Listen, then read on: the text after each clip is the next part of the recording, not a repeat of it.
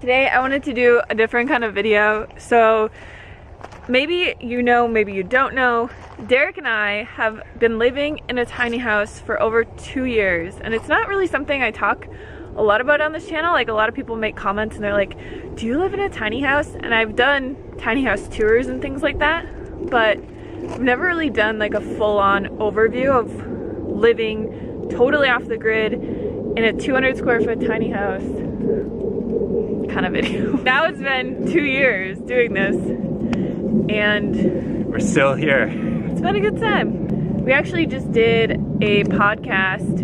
We started a podcast channel called The Boondocks because it was called The Howlets. We're gonna do daily vlogs, or not daily vlogs, but vlogs on there, but we're just gonna do weekly podcasts on there now. Yeah, because we kind of live out in the boondocks, and we actually looked at like a million podcast names, and that was the only one that wasn't taken. We're just gonna kind of like give you guys an overview of how things work out here, because we do totally live off the grid. We have rainwater catchment. We don't even have a well. We have solar power, a gray water system, composting system. Like, we're really in it, you know?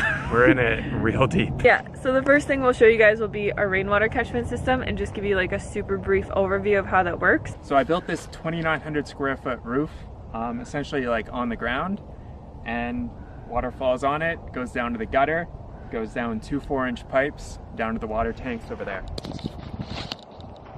So those 2 4-inch pipes come down underground into our main tank. It's gravity fed. So there's about 10,000 gallons of storage right here. Total, we have about 13,000 gallons between 7 tanks. So yeah, even living in the desert where it doesn't rain too often. Often enough, but not very often. What do we have, 12,000 gallons of storage? Yeah, it's about 13,000 gallons of total water storage we capture around 15 to 16,000 per year, and we use about 1,000 gallons of water per month. And compare that to the standard house, it's probably a small fraction of what a normal house uses. Yeah, and that's mainly because our house is 200 square feet. We don't have a flush toilet, which takes up a lot of water. And then we use basically like a gray water system, which we'll show you for our garden and our plants. So the water goes into the house, it goes through some standard whole house cartridges, which are just some, you know, pretty inexpensive filters. And then everything that we drink and cook with goes through our Berkey filter. So it's nice and pure, and it's not gonna endanger us in any kind of way. I get a lot of questions about the Berkey filter. It's probably the best water filter we've ever had. We changed the filters. I think we've only changed them like twice, and in like 3 years now, I think we've had it. Yeah, and it's definitely like the best tasting water that we've ever had. But we also have rainwater, which is a very, very pure type of water. Like, if you go to a store and you buy smart water, that's just basically water that's been distilled through the clouds, so it's just rainwater.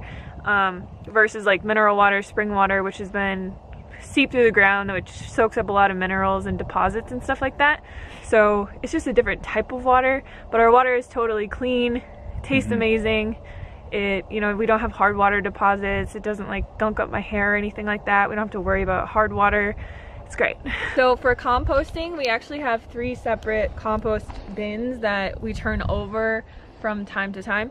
And basically all that goes in here is all of our fruit and vegetable waste or food waste. Basically all of it goes into here, and we put like, well, we put cardboard in here to help soak up the moisture so that it stays wet. And then when it gets full, we put straw on top of it, and it will basically just compost over the course of a year. And then once it's composted, this is actually one that has been, I don't think we left it in there quite long enough, but this is like what it turns into. So it basically just turns back into soil, which that was our first time ever composting anything, and to see them actually break down was quite shocking. Fantastic. So yeah, that was the first time we ever composted anything, but I think we're gonna have to leave it longer next time. So we try to reuse as much water as we can. So this pipe here is the drain that comes from our washing machine. So all we have to do is use the right soap, and then we can use that water and recycle it to grow this beautiful mulberry tree. So it's deciduous. So right now it looks like it's dead, but once it starts to warm up, it'll have big leaves on it, and we'll get some mulberry fruit, which we've already gotten off of it.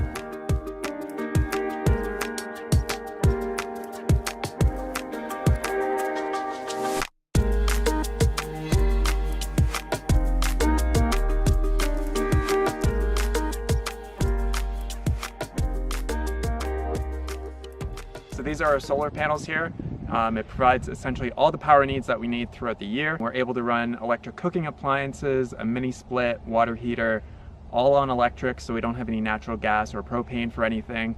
So just with designing it to the correct size and investing in it, we can live comfortably just living on the sun. The campers are rocking, don't come a knocking. Somebody gave that to us. Our tiny house is 200 square feet as I think like the base dimensions, and then with the 2 lofts that we have, I think it brings it up to like 280. But we have been living in this tiny house for over 2 years now. So it's basically like a fully functional house. It's just very small. And we do have basically like a full kitchen, which was something that we needed for my YouTube channel. Obviously, we have a full fridge, so we don't have to go to the store like too often. And we basically, the appliances that we use are mostly just an induction cooktop, an air fryer, an Instant Pot, and a rice cooker. And we use this juicer for our celery juice. I do have other videos on my channel of like a full tiny house tour, which I will link below for you guys. But basically, yeah, it's just like you walk in, one big room, you got your kitchen. This is our sleeping loft. So we have actually a king size mattress pad up there that we sleep on, and it's pretty comfortable. This is a little desk that we don't use, so we just put it here for the cats with their food and their scratch pad. Dogs sleep here. And then this is our office loft, which is kind of like Derek's man cave technically, because he just sits in there and works all day. And then this is our bathroom. So we just, very basic, closet, shower, tiny shower, and then our toilet. Too easy.